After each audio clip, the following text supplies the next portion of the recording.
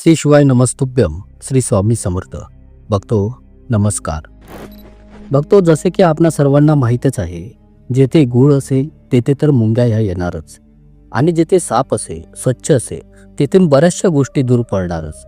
म्हणजे जी वस्तू जिथे असेल तसे त्याचे आकर्षण किंवा लगाव असतो. भक्तो, आपल्यापैकी बऱ्याचशा लोकांच्या मनामध्ये काही शंका अशा असतात की आमच्या घरामध्ये काम पण चांगले होत आहे, धंदा नोकरीही चांगली आहे, परंतु तरीही पैसे टिकत नाही, घरात शांती नाही, घरामध्ये नेहमी भांडणे, क्लेश, कलह सारख्या अडचणी आहेत. तर बघतो, इथे मी आपण सांगू इच्छितोय की हर एका वस्तूमध्ये एक प्रकारची ऊर्जा वास करत असते, आणि ती वस्तू आपल्या हिशोबाप्रमाणे ऊर्जा देत असते. जसे आपले ऋतू असतात. ऋतू जेव्हा डिसेंबरचा असतो तेव्हा आपल्यास थंडी वाजू लागते, आणि जसाच एप्रिल मेचा महिना येत असेल तर गरम होऊ लागते. तर बघतो, अगदी याचप्रमाणे ऋतू, वेळ, वस्तू आणि व्यवहार हे सर्व काही बदलत राहतात, आणि बदलत्या वस्तूंच्या सोबत आपल्या जीवनाचे सुख दुःख बदलत राहते. बघतो, आज मी ज्या या 8 वस्तू सांगण्यात जात आहे, या 8 वस्तू जर तुमच्या घरामध्ये असतील तर तुरंत घरातून उचलून त्यांना बाहेर फेका. या सर्वात खतरनाक वस्तू आहे, ज्या तुम्हाला पुढे जाण्यास, तुमची प्रगती व उन्नती होण्यास देत नाही. फक्त व्हिडिओच्या एक एक वाक्यास ध्यान देऊन ऐका, जेणेकरून यातील माहिती तुम्हाला अगदी बारकाईने समजून येईल. माहिती फारच सुंदर आहे. तर या सर्वात पहिली वस्तू आहे झाडू. मी बऱ्याच वेळा सांगितलेले आहे की झाडूला कधीही आडवे ठेवू नका, तिला अगदी सरळ उभ्या स्थितीत ठेवावे. पण जेव्हा झाडू ढिली होऊन जाते, तिचा एक एक हेर किंवा तिची काडी निघत असेल, काही लोक तिलाच वापरून आपल्या घरात झाडू मारत राहतात. जर झाडू झिजली असेल किंवा ढिली झाली असेल तर तिला अगदी घट्ट आवळून बांधून घेऊन आपल्या घरात अथवा बाहेर झाडू वापरली पाहिजे. बघतो, आपल्या शास्त्रांमध्ये झाडू आणि मिठालाच लक्ष्मीच्या प्रतिनिधीच्या चिन्हांच्या रूपात आपल्या घरामध्ये सांगितले गेलेले आहे. ज्यांच्या घरामध्ये झाडूचे ढिले असणे आणि एक एक काडी बाहेर निघत असे, त्या घरामध्ये पैसे एक एक करत निघत जातील, घरातील सर्व सुख शांती निघून जाईल आणि सर्व काही संपून जाईल. यासाठी या झाडूला व्यवस्थित ठेवा आणि वापरा. बघतो, या छोट्या छोट्या गोष्टींच्या विषयी तुम्ही ध्यान देऊन ऐकत राहा, कारण या छोट्या छोट्या गोष्टी आपल्या घरासाठी खूपच महत्त्वपूर्ण आहे, ज्या की तुमच्या जीवनाला बदलण्यासाठी खूपच मोठे काम करत असतात. आणि यासाठीच या झाडूला घराच्या वायव्य कोणात नॉर्थ वेस्ट मध्येच उभ्या स्थितीत ठेवा, आणि झाडूला कधीही घराच्या बाहेर ठेवता कामा नये. काही घरांमध्ये घराच्या बाहेरील पॅसेज मध्ये झाडू पडून असते, तर त्या घरात कधीही सुख शांती, लक्ष्मी वास करत नाही, कारण घराच्या लक्ष्मीला काही लोक घराच्या बाहेर ठेवतात. यासाठी झाडूचा घरातील व्यवहार तुम्ही काळजीपूर्वक करावा. फक्त दुसरी वस्तू ती ही की आजकाल मंत्र, तंत्र, यंत्र, टोटक्यांचा, उपायांचा खूपच जास्त वापर केला जात आहे. कुठे कोणी धागा दोरा आणण्यासाठी जातो, तर कोणी यंत्र आणण्यात जातो. प्रत्येक घरामध्ये छोटे मोठे यंत्र किंवा दोरा, तावीज कुणाकडून दिला गेलेला असतो. बघतो, आपल्या सांगू इच्छितोय की हे यंत्र व मंत्र लिहून देणारे कोणी मांत्रिक किंवा तांत्रिक, तसेच या तावीज, धागा दोरा बनवून देणारे लोक जर पूर्णपणे विद्वान असतील तर काही हरकत नाही, किंवा कोणती काळजी धास्ती नाही, ते निश्चितच काही शुभ काम करूनच सोडेल. पण जर त्या यंत्रांमध्ये एक बिंदू, मात्र एक चिन्ह किंवा मग एक अक्षरही सुटून अथवा राहून गेलेले असेल, तर निश्चितच त्या देवतांच्या शक्तींच्या कोपाचे तुम्ही भागी बनाल, कारण ते चुकीचे यंत्र, तंत्र तुम्हाला तुमच्या घरामध्ये भारी संकट पीडा उत्पन्न करेल. आणि आजकाल लोक आपल्या शत्रूंना सतावण्यासाठी, त्यांना परेशानीत, अडचणीत घालण्यासाठी असे उपाय करत राहतात.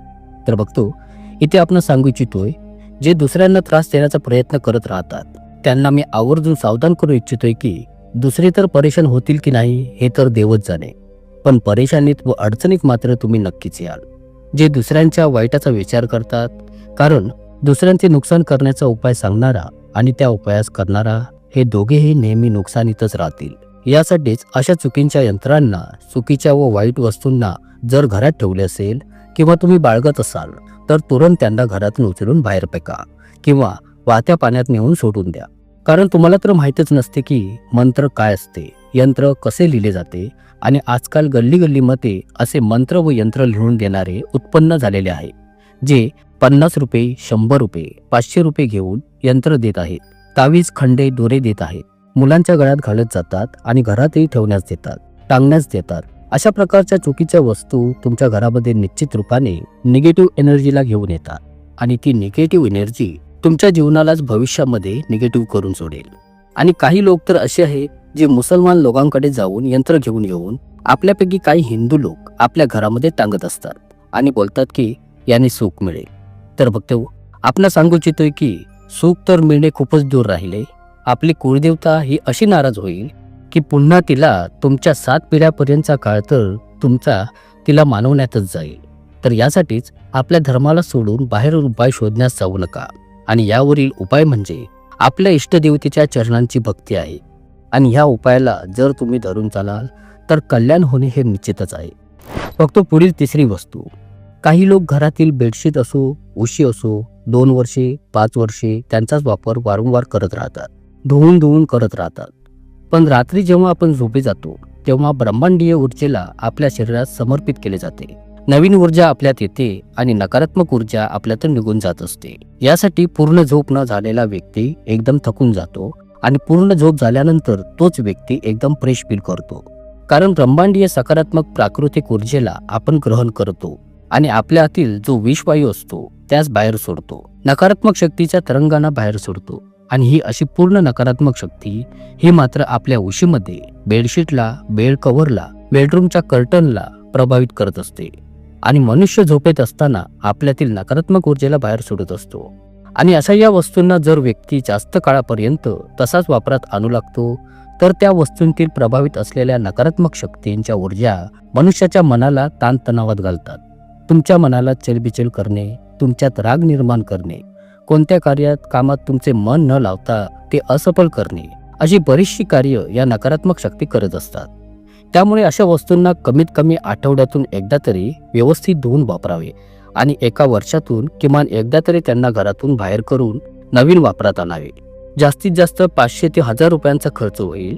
पण जी नवीन उशी अथवा नवीन कव्हर, नवीन कर्टन, बेडशीट जी तुमच्या घरात येईल ती तुमच्या जीवनालाही एक नवीन ऊर्जा घेऊन येईल. ह्या एका छोट्याशा गोष्टीची काळजी नक्कीच घ्यावी. आणि जर अशा जुन्या घाणेरड्या वस्तू, कपडे जर घरात कुठे पडून असतील तर त्यांनाही घरातून बाहेर काढून टाकावे. याने तुमचे आणि तुमच्या भविष्याचेही कल्याण नक्कीच आहे. याचे ध्यान ठेवाल तर फारच उत्तम राहील. फक्त आता चौथी वस्तू आहे तो म्हणजे आरसा. बघतो आरसा ही एक अशी वस्तू आहे जे आपल्या शरीराच्या ऊर्जेला अगदी जसेच्या तसे प्रतिबिंबित करत असतो. आपण जसे आहोत त्या शक्तीला अगदी तसेच्या तसेच प्रतिबिंबित करण्याची शक्ती जर आपल्या घरामध्ये कोणामध्ये असेल तर तो आहे आपल्या घरातील आरसा. ज्या घरामध्ये तुटलेला फुटलेला आरसा, त्या घरामध्ये आजारपण येणे, त्वचेशी संबंधित आजार होणे आणि विभिन्न प्रकारचे अडचणी येणे हे निश्चित रूपाने होत राहील. त्यामुळे तुटलेला आरसा असेल किंवा त्याच्या मागील पारा, त्याचे पॉलिश गेलेला आरसा असेल तर अशा आरशास लवकरात लवकर घरातून बाहेर काढून एक सुंदर व नवीन आरसा जर घरामध्ये लावाल तर तुमच्या घरामध्ये कधी कोणती कमी येणार नाही. फक्त यानंतर पुढील वस्तू आहे तुमचे जुने कपडे. काही लोक अशी असतात जे आपले जुन्या वापरातील बरीचशी कापडं अगदी तशीच्या तशीच घरात साठवून ठेवतात आणि त्यातूनही वाईट ते हे की हे जुने कपडे कोणातरी गरीबाला द्याल देणे. पण खरे बोलायचे तर तो गरीब असला म्हणून काय झाले, जर त्यास द्यायचेच असतील तर तुम्ही त्याला ताजे नवीन कपडे घेऊन द्या. मग जरी ते स्वस्त दर्जाचे असले तरी काही हरकत नाही. आणि तुमचे जुने कपडे कोणा भांडी भंगारवाल्याला देऊन टाका किंवा फेकून द्या. बघतो जे लोक जुने कपडे कोणास तरी देतात आणि हे समजतात की आम्ही दान केले तर त्यांच्या जीवनामध्ये कधीही समृद्धी येत नाही. यासाठी नाही तुम्ही जुने वापरायचे आहे आणि नाही तुम्ही जुने कोणाला द्यायचे आहे. तसेच तुमच्या घरात रोजच्या वापरातील भांड्यांतही जर अशी कोणती भांडी असतील ज्यांना कुठे थोडा चिर गेलेला असेल, मग ती कोणत्याही धातूची अथवा प्लॅस्टिक अथवा मातीची, काचेची असो, आणि जर तुम्ही यश आजही वापरत असाल तर तुमच्या जीवनात प्रगतीच्या मार्गात कधीच यश येत नाही आणि आपल्या भाग्यालाही असेच भेद व चीर पडू लागतात. त्यामुळे अशा वस्तूंना आजच काढून टाका. मग जरी तुमच्या घरात 4 भांडी कमी झाली तरी चालतील. छोट्याशा भांड्यांनी तुमचे घर चालवा, पण अशा फुटलेल्या खराब भांड्यांना वापरून आपले घर चालवू नका. त्यास आजच खाली करा आणि तुम्हीच पाहाल की तुमचे जीवन मग कसे चमकू लागेल. मग तो पुढील 7वी वस्तू आहे ती म्हणजे आपले चप्पल. बरीचशी लोक आपल्या चप्पलांना अगदी आपल्या पायाचे तळवे दिसेपर्यंत घासून घासून वापरत असतात. पण बघतो अशा पूर्ण झिजून गेलेल्या चप्पलांचा जो वापर करत राहतो तर तो कितीही प्रयत्न करो त्याच्या जीवनात, घरात कधीच शांती लाभत नाही. चप्पल ही पूर्ण झिजू देऊ नका, फाटण्यास देऊ नका. तिच्या योग्यतेच्या काळापर्यंतच तिचा वापर करावा. जर तुम्हाला वाटत असेल की मी वारंवार चप्पल खरेदी करू शकत नाही तर बघतो तुम्ही अगदी कमी भावाच्या चप्पलांची खरेदी करा. पण जुन्या पूर्णपणे घासून गेलेल्या चपलांचा वापर करणे टाळा. अशा चपलांना तुरंत आपल्या दारातून बाहेर फेकून द्या, नाहीतर आपल्या नशिबालाही बरेचसे झिजावे लागू शकते. बघतो पुढील 8वी आणि शेवटची अत्यंत महत्त्वाची गोष्ट ती म्हणजे तुमच्या घरातील पीठ, मीठ आणि तांदूळ. बघतो सर्वप्रथम मी आपणास इथे सांगू इच्छितोय की घरातील पीठ, मीठ आणि तांदूळ ह्या ज्या वस्तू आहेत त्या सर्व आपल्या शास्त्रांच्या अनुसार आपल्या घरातील समृद्धीच्या वस्तू मानल्या गेलेल्या आहेत. त्यामुळे या वस्तूंना आपल्या घरातून पूर्णपणे खाली होण्यास देऊ नका.